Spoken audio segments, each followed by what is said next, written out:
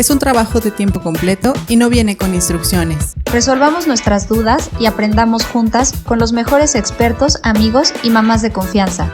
Queremos que puedas contar con una tribu que te apoye en los momentos que más lo necesitas. Mente de mamá, 30 minutos para simplificar la vida y la maternidad. Con Vanessa Monjaraz y Elisa Purdy. Conócenos mejor en www.mentedemamá.com.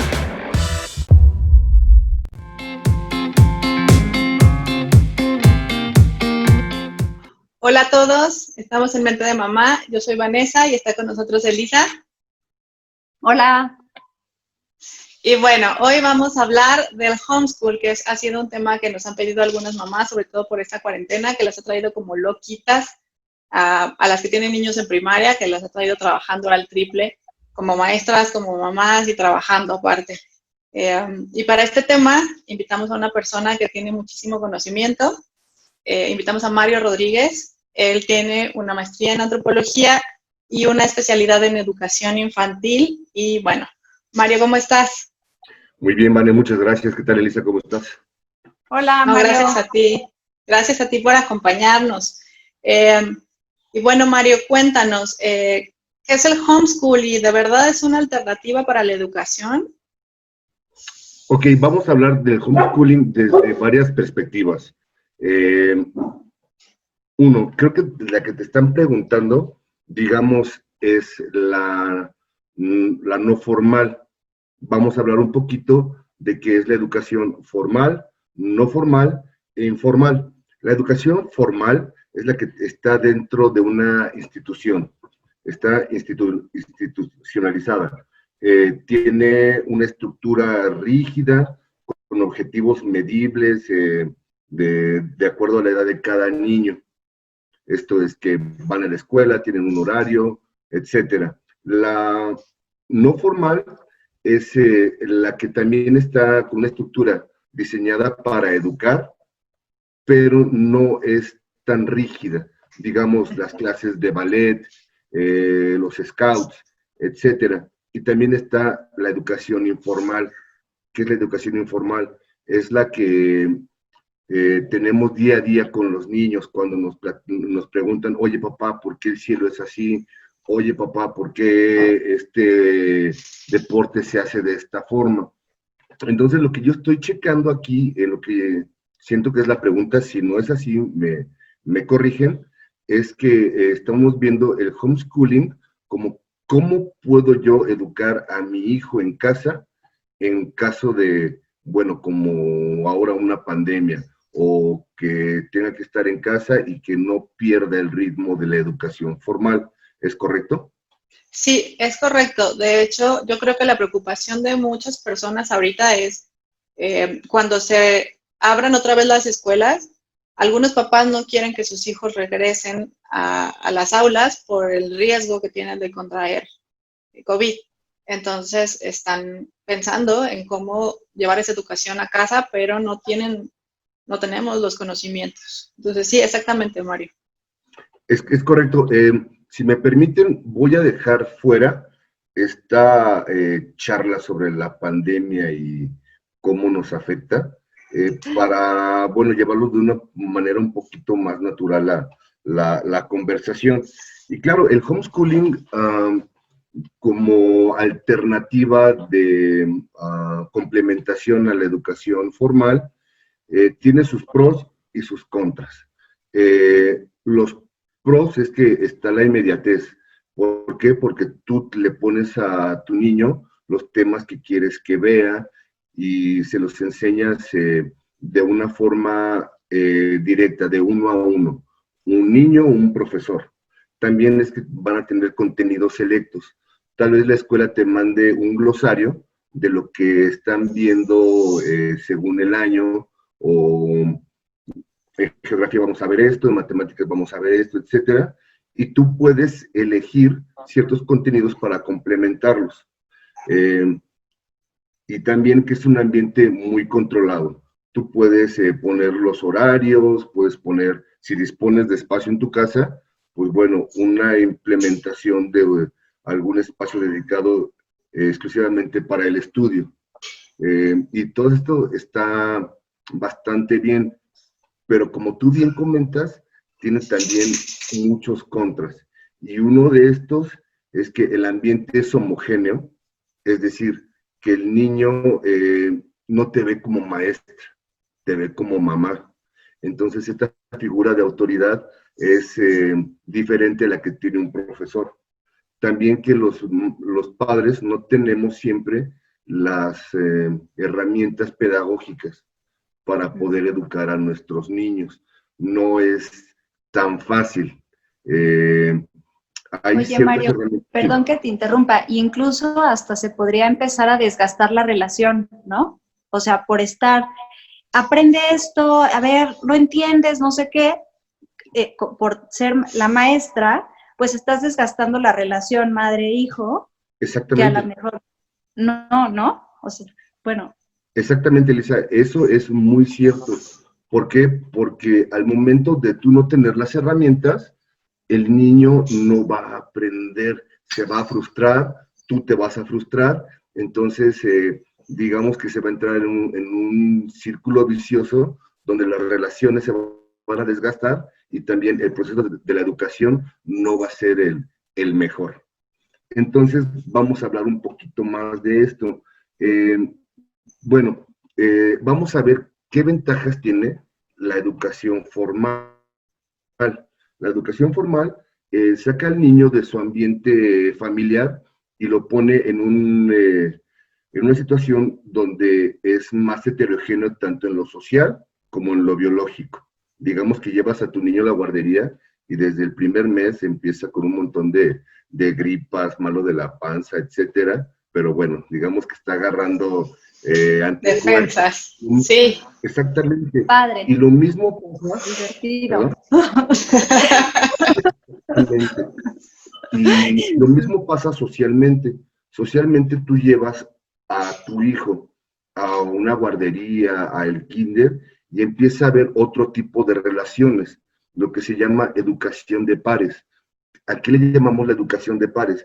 Que en este ambiente no solo se está educando con lo que dice el profesor, sino también se está educando en relaciones interpersonales con sus compañeros. Empieza a haber otro tipo de reacciones hacia lo que hace el niño. Por ejemplo, tú siempre vas a ser su mamá y haga lo que haga, lo puedes regañar y todo, pero sabe que siempre vas a estar ahí para ti. Cosa muy diferente en un ambiente de pares con sus compañeros, donde si no respeta las reglas sociales, lo van a excluir. Entonces el niño empieza a identificar su rol como individuo. Esta es una parte muy bonita.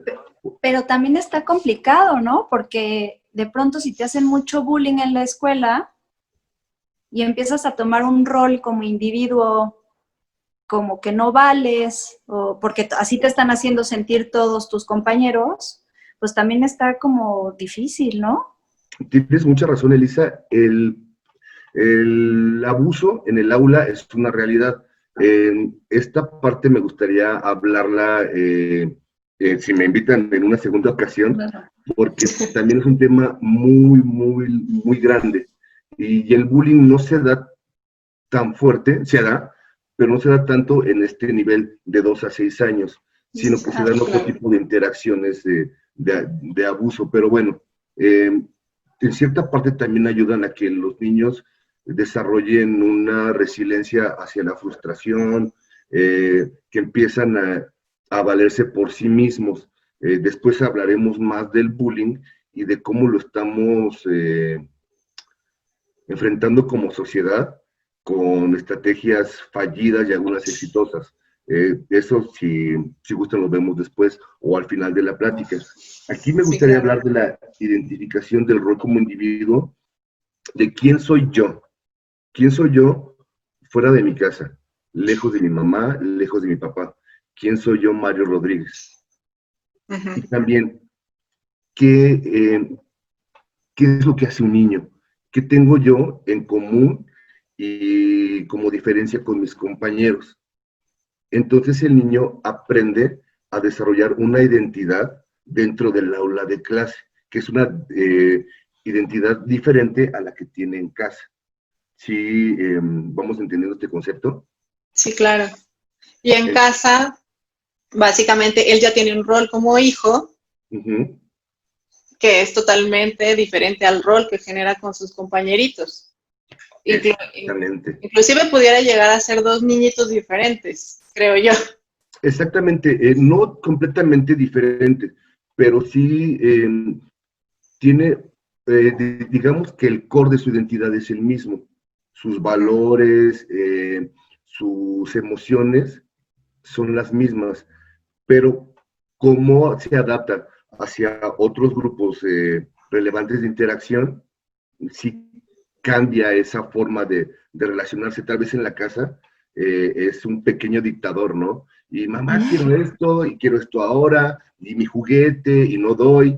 Y en la escuela no puedo hacer eso, porque Claro. sabes que es... Oye, perdón, o está la parte contraria, ¿no? Que a lo mejor en tu casa estás muy reprimido y llegas a la escuela y es un espacio para liberarte, o al contrario, ¿no? En la escuela, pues te sientes más reprimido, te sientes más tímido, y en tu casa, como es un lugar de confianza, pues eres extrovertido. Exactamente, exactamente. Son dos grupos relevantes de interacción muy diferentes. Y tienes toda la razón. Ahorita, por la pandemia, hay niños que solo en su escuela encuentran un lugar de respeto, de paz, de muchas cosas que no hay en su casa.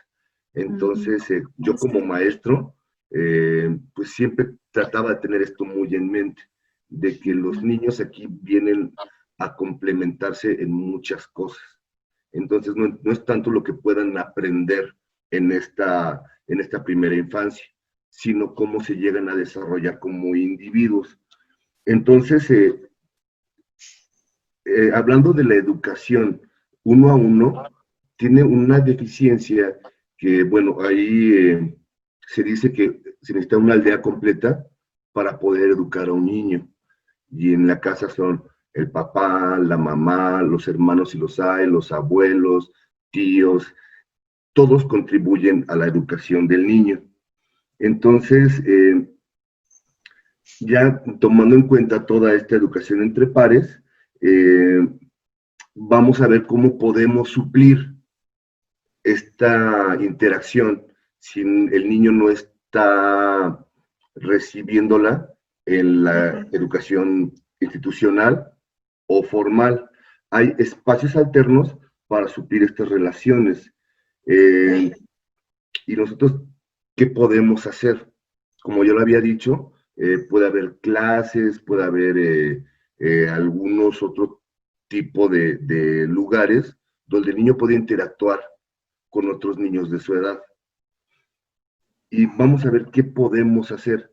¿Qué puedo hacer yo como padre para educar mejor a mi hijo en casa? En esta plática quiero tomar 3 estrategias de profesionales de educación y que con un poquito de creatividad podemos implementar en casa. La primera es el trinomio perfecto en el aula. ¿Esto qué quiere decir? El trinomio perfecto en el aula conjuga a los 3 actores de la educación en el salón, que son el alumno, el maestro y el texto o fenómeno que se está estudiando. Por ejemplo, en la casa, el alumno es el niño, el maestro es el padre y el texto es exactamente lo que estamos viendo. Muchas veces pasa que nosotros queremos enseñarle al niño como si fuera un adulto. Que no entiendes, es que no lo estás viendo así. El niño no lo va a entender como adulto porque no es un adulto. El niño requiere sus propias estrategias para poder aprender. Los niños hasta los 9 años aprenden por la emoción. Entonces nosotros como padres debemos poner al mismo nivel al niño y al texto. Lo que se está tratando de enseñar, tenemos que traducírselo hacia su lenguaje y tenemos que impartírselo desde la forma en que ellos aprenden. Y los niños aprenden de muy diversas formas. Hay los últimos, bueno, no los últimos, ya tiene como unos 20, 30 años esta teoría, que son de las inteligencias. ¿Habían oído hablar de que hay varias inteligencias? De Howard Gardner, ¿no? Que son como, claro, estudié. No, pero alguna vez leí esto, que es verdad que lo que consideramos inteligente es lo que académicamente siempre se ha calificado más, ¿no? A lo mejor lenguaje y matemáticas. Si eres bueno en esas cosas, es que eres inteligente.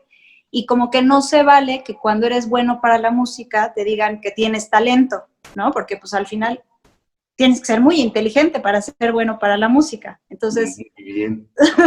Muy bien. Exactamente. Digamos que las inteligencias son la forma como comprendemos al mundo. La realidad como tal, dijera Kant, no existe. Nosotros la construimos y cada quien tenemos nuestra realidad.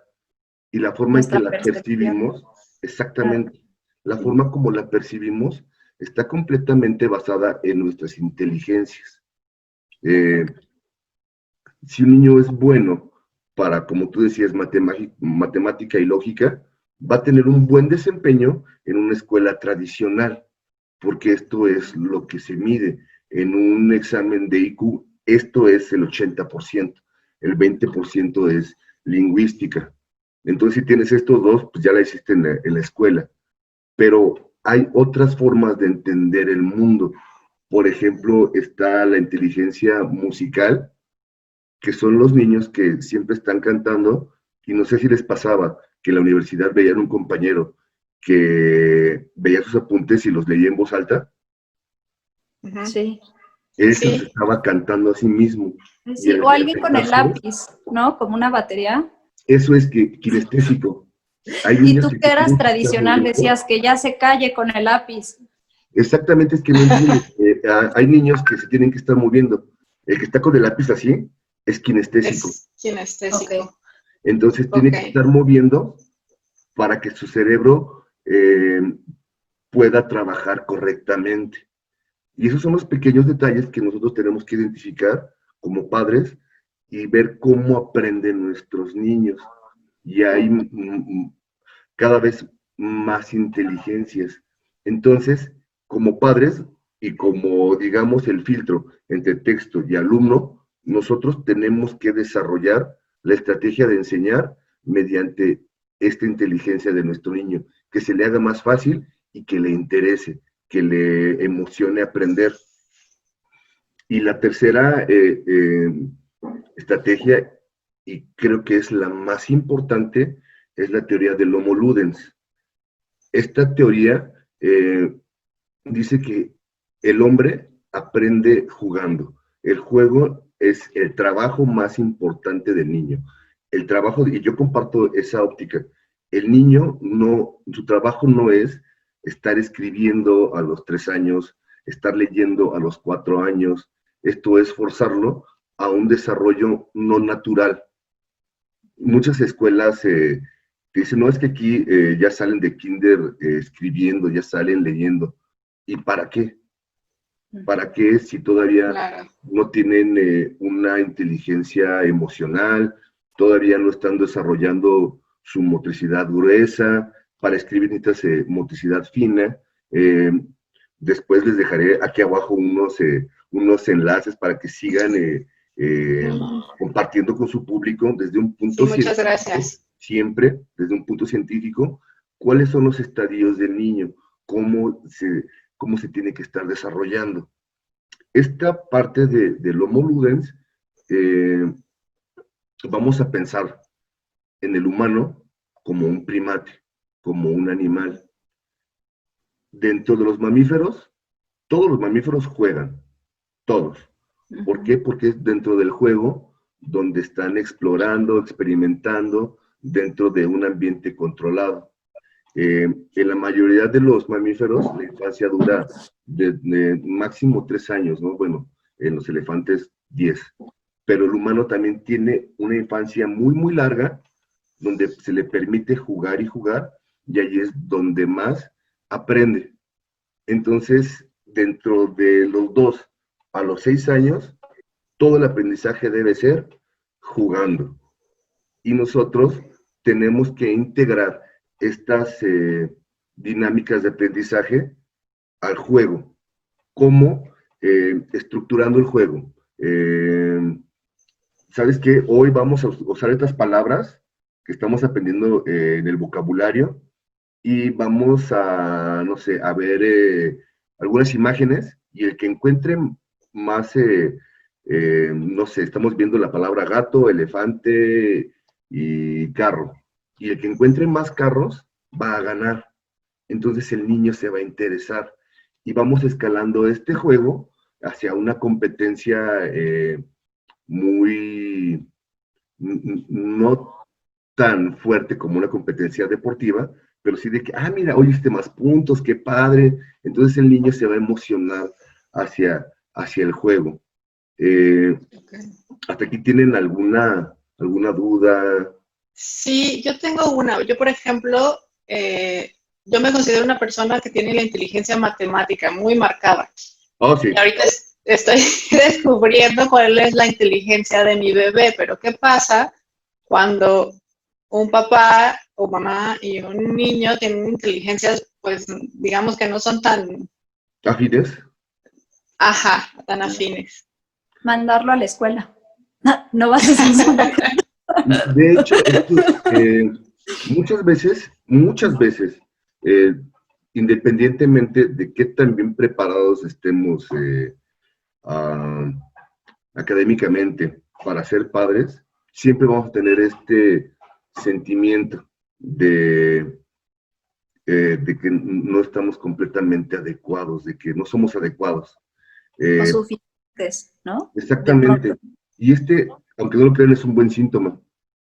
¿Por qué? Porque tú te estás preocupando por tu hijo.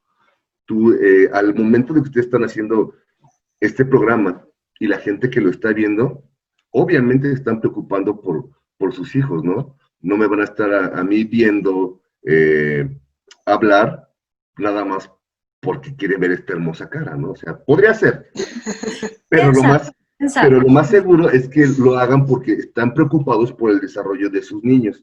Entonces, Vane, no te preocupes, tu hijo va a empezar a tener patrones de comportamiento, y con un poquito de ayuda teórica, tú vas a empezar a definir. Y también, no solo tenemos una inteligencia más marcada, y luego otra, de mayor a menor. Todos tenemos todas las inteligencias, pero no las tenemos tan desarrolladas, o no somos tan afines hacia desarrollarlas.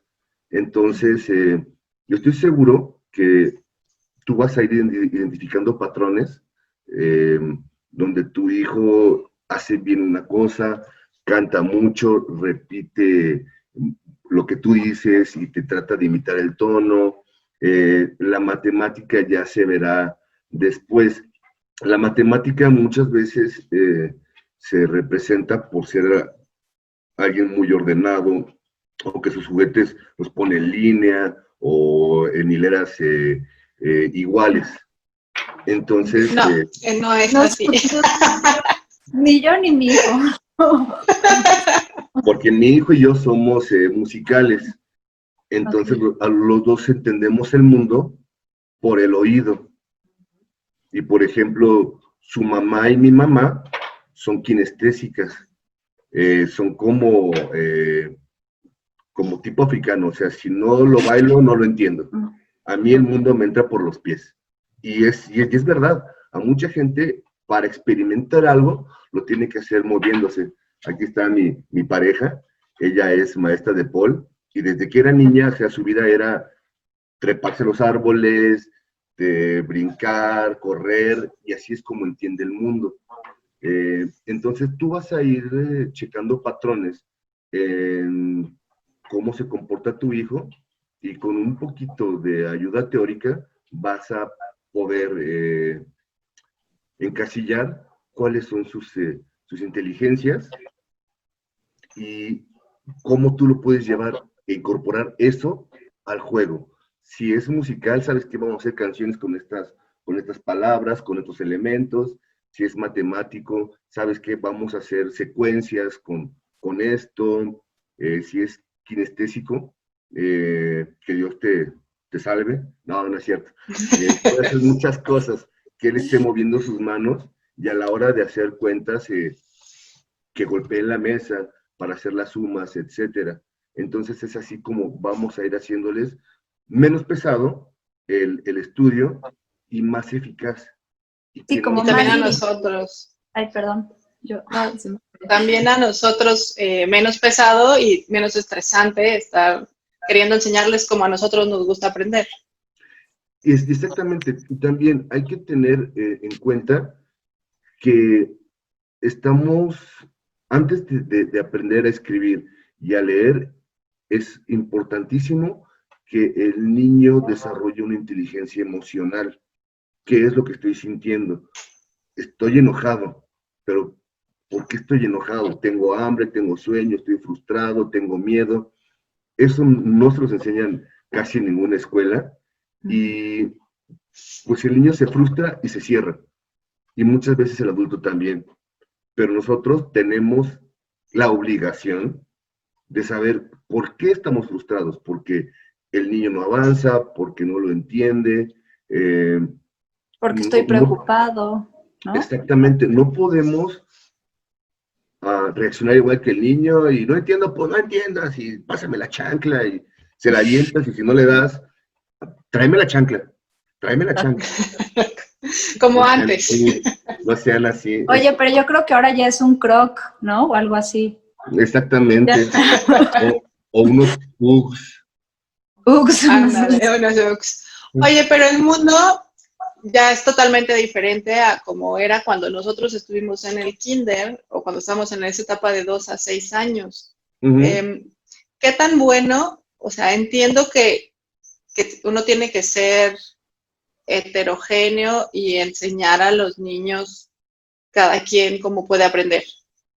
Pero ¿qué pasa cuando salen al mundo y el mundo es totalmente heterogéneo, homogéneo? O sea, llegas a un trabajo y te piden resultados y te están haciendo mediciones para... ¿Qué pasa con estas personas que no saben cómo... Bueno, más bien, estos niños que estuvieron educados en casa, ¿saben cómo adaptarse a un mundo real? Esa es una pregunta muy, muy buena y creo que va más allá de la educación. ¿Por qué quieres que tu niño se adapte a un trabajo donde no es feliz? La verdad es que a nosotros nos educaron para dar resultados y que nos dejáramos negrear. Y yo tuve muchas experiencias en empresas multinacionales y fui muy infeliz y nunca me adapté. Entonces yo hasta que pude trabajar en lo que a mí me gusta, es que fui feliz y tal vez no gane lo que podría ganar en otro lugar, pero creo que debemos educar a nuestros hijos para ser felices y que no se estén... mucha gente es feliz en estos trabajos, o sea, no todos nacemos para hacer lo mismo y no creo que el mundo nunca se haga homogéneo, gracias a Dios. Siempre va a haber un montón de gente que quiere hacer un montón de cosas y tenemos que educar a nuestros niños para que sean felices, no para que repitan la lección como periquitos, no para que repitan las tablas de multiplicar, sino que aprendan para pensar. Siempre hay que motivar el pensamiento crítico en los niños. ¿Por qué? Porque un niño que aprende sin pensar es inútil. O sea, Oye, pero, perdón, y que además el pensamiento crítico en los niños es muy natural, ¿no? O sea, ellos se hacen todo tipo de preguntas. Quienes después los vamos, como que quitándoles esto, somos nosotros, porque en realidad el niño se pregunta 1000 y un cosas del mundo, ¿no? Mamá, ¿por qué hay un foco? Mamá, ¿por qué el pasto es verde, o sea, como que ellos todo el tiempo se están preguntando y nosotros somos los que más bien de pronto, o la escuela, a lo mejor, la escuela que es muy tradicional, también les va, pues quitando eso. Es correcto, todos los niños son científicos, todos, porque se preguntan y se preguntan y se preguntan, llegando a los hermosos 3, todo es, ¿y por qué? ¿Y por qué? ¿Y por qué? ¿Y por qué? Nos queda un año, Vane. Sí, ya casi. Y muchos sentimos que, muchos papás sienten que el niño lo hace por molestar, pero no, el niño está registrando todo lo registra, de todo se acuerda y todo lo hila. Y esto es algo que debemos tener muy en cuenta, que todo lo que el niño está aprendiendo lo está asimilando y lo está integrando a su sistema de pensamiento. Esa fue una pregunta, afirmación, Elisa, muy, muy buena. Debemos tener y fomentar mucho esto en el niño. Y por último, ¿tienen alguna duda en específico? Creo que ya se nos está terminando el tiempo, nos va a caer la guillotina. No, a mí me gustaría nada más pues hacer básicamente un resumen. ¿Qué es lo que tenemos que considerar si decidimos educar a nuestros niños en casa? En primera, pues yo creo que informarnos.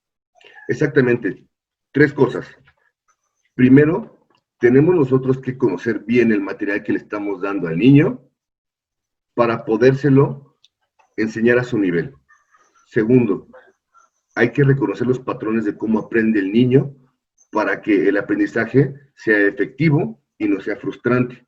Y por último, jugar, jugar, jugar y jugar. También a los adultos nos gusta jugar, pero no nos damos el chance. Entonces hay que echarle un poquito de creatividad y meterle tiempo para poder integrar el juego al aprendizaje. Y buscar actividades extra para que puedan convivir con sus pares. Exactamente.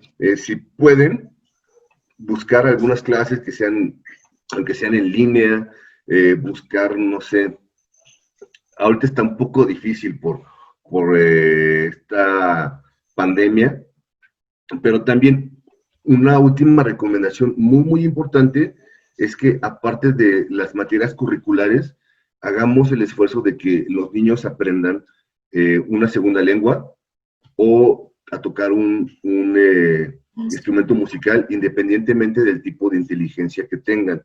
A lo mejor me paso un poquito de tiempo, pero creo que vale la pena hablar de esto.